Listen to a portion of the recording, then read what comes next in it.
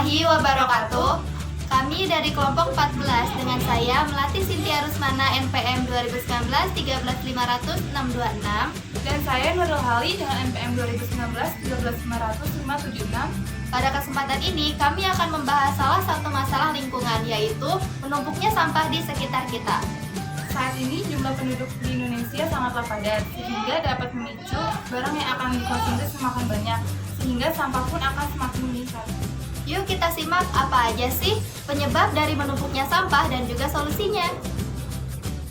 Selain padatnya jumlah penduduk, masih terdapat hal-hal lain yang menjadi penyebab menumpuknya sampah. Yang pertama, kurangnya kesadaran masyarakat. Nah, ini misalnya, ketika kita sedang makan makanan yang memiliki kemasan, kemasannya dibuang begitu saja.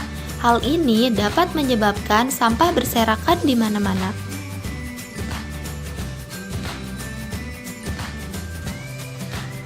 Yang kedua, pemakaian bahan plastik yang berlebihan. Satu kantong plastik saja akan sulit terurai, apalagi jika berlebihan. Yang ketiga, meningkatnya sampah rumah tangga. Sampah ini bisa berupa sayuran, air sisa cucian, bungkus sampo, popok bayi, dan lain-lain. Jika dibiarkan, maka akan semakin menumpuk.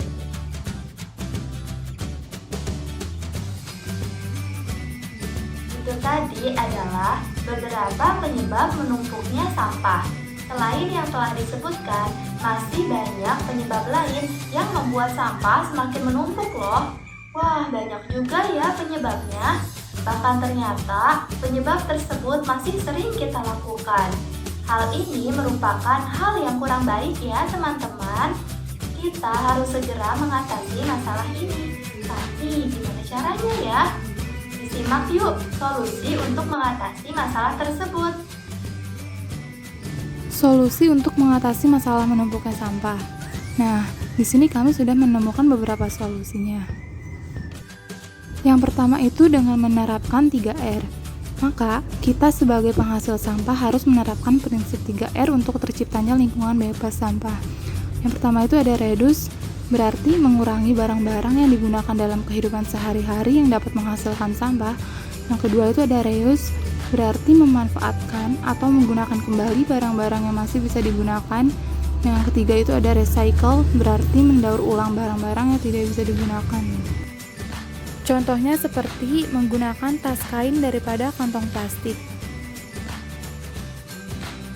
Menggunakan peralatan yang menggunakan kaca atau plastik agar dapat didaur ulang kembali.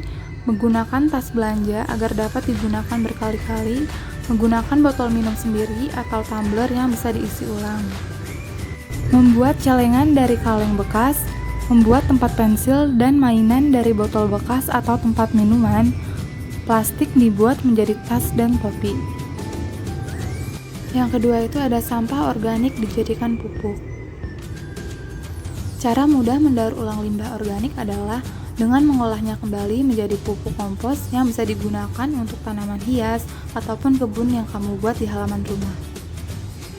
Yang ketiga itu ada sosialisasi masyarakat, yaitu dengan diadakan sosialisasi masyarakat mengenai pentingnya menjaga lingkungan.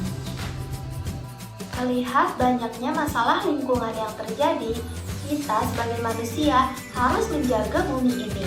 Tanpa kita sadari, manusialah yang merusak bumi ini.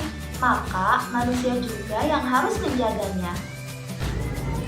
Sekian video dari kami. Mohon maaf apabila terdapat kesalahan. Wassalamualaikum Warahmatullahi wabarakatuh.